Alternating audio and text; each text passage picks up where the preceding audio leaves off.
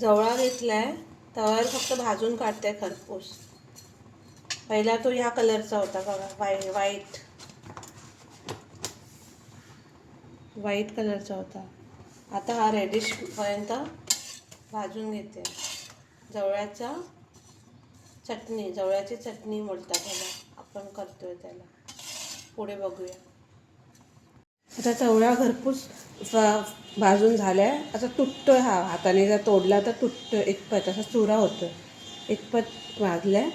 इथे घेतले आपण लसूण मिक्सरमध्ये.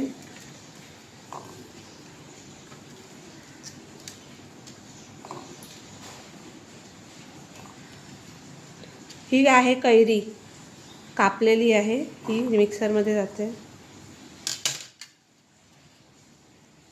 मिरच्या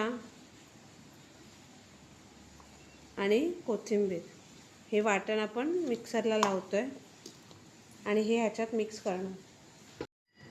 त्याचप्रमाणे हा जवळामध्ये पहिला आपण घालून घेणार आहोत मीठ, लागेल तेवढं मीठ.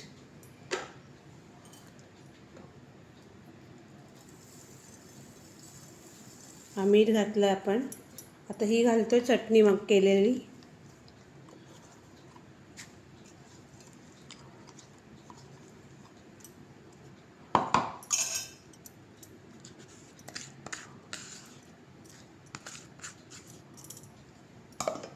आणि सगळं मिक्स करून घेणार आहोत हाताने.